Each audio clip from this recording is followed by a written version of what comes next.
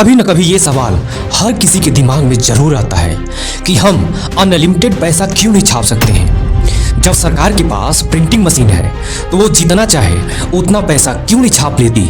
आखिर इतनी गरीबी, बेरोजगारी, कर्ज सब एक झटके में खत्म क्यों नहीं कर देती। सोचो जरा, अगर कल सुबह तुम उठो और देखो कि हर किसी के खाते में 10 लाख रुपए आ जाए तो ऐसा लगेगा कि देश अमीर हो गया है ना।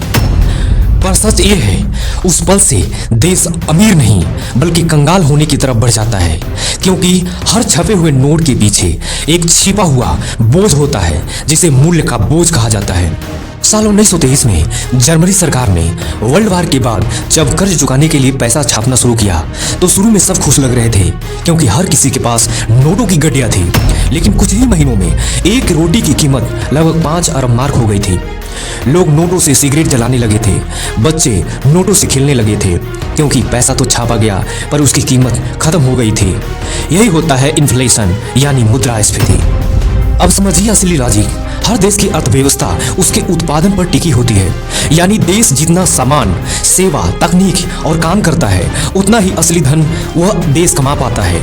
अगर सरकार बिना उत्पादन बढ़ाए पैसा छापने लगे तो बाजार में पैसे की मात्रा एकदम बढ़ जाएगी, पर सामान उतना ही रहता है।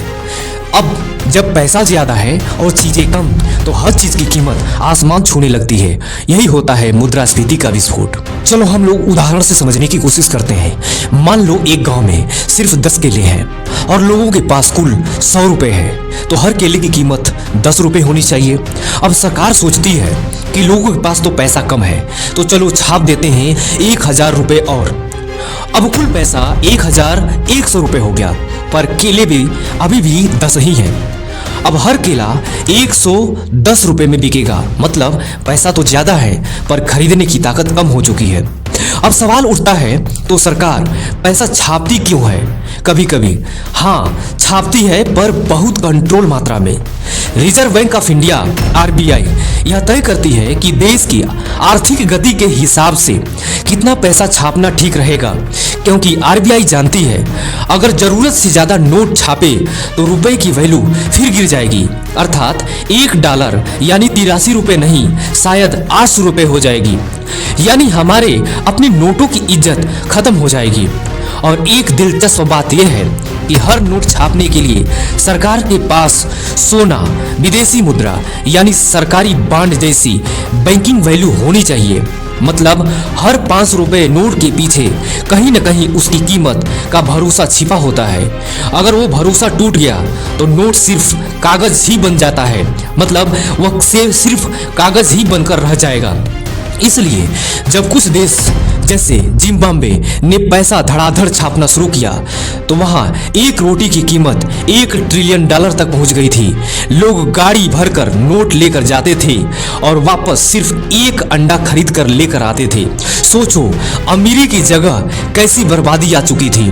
असल में पैसा कागज नहीं, एक विश्वास है। अगर सरकार अनलिमिटेड पैसा छापने लगी तो लोगों के पास विश्वास टूट जाएगा, क्योंकि सबको पता होगा अब पैसे की कोई कीमत नहीं बची है। पैसे की कीमत काम, मेहनत और उत्पादन से बनती है, छपाई से नहीं। भारत में आरबीआई हर साल तय करती है कितने नोट छापने हैं, कितने पुराने नोट वापस लेने हैं और कैसे रुपए की वैल्यू को संतुलन बनाए रखना है। यही कारण है कि सरकार सीमित मात्रा में पैसा छापती है ताकि रुपया मजबूत रहे, मुद्रास्फीति कंट्रोल में रहे और आम आदमी का पसीना वाकई में कीमती बनी रहे।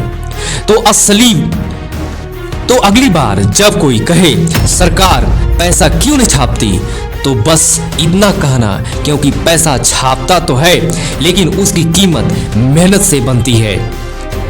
अगर तुम भी सोचते हो कि अनलिमिटेड मनी से जिंदगी आसान हो जाएगी तो याद रखो, सच्ची अमीरी नोटों से नहीं बल्कि उस मेहनत से आती है जो उन नोटों को मायने देती है। कभी न कभी ये सवाल हर किसी के दिमाग में जरूर आता है कि हम अनलिमिटेड पैसा क्यों नहीं छाप सकते हैं। जब सरकार के पास प्रिंटिंग मशीन है तो वो जितना चाहे उतना पैसा क्यों नहीं छाप लेती। आखिर इतनी गरीबी, बेरोजगारी, कर्ज सब एक झटके में खत्म क्यों नहीं कर देती। सोचो जरा, अगर कल सुबह तुम उठो और देखो कि हर किसी के खाते में 10 लाख रुपए आ जाए तो ऐसा लगेगा कि देश अमीर हो गया है ना। दोस्तों, यह तुम्हें पता होनी चाहिए कि असली मेहनत ही असली पैसा है। नीचे कमेंट करो real worth equal to hard work. अर्थात अगर वीडियो पसंद आए तो like share subscribe and follow me and tell me next video किस पे होनी चाहिए, बिकॉज यह टॉपिक, यह वीडियो, यह चैनल आपके लिए मोटिवेशनल नहीं, इंफॉर्मेशन लेकर आती है। तो चैनल को लाइक शेयर सब्सक्राइब करें। जय हिंद, धन्यवाद।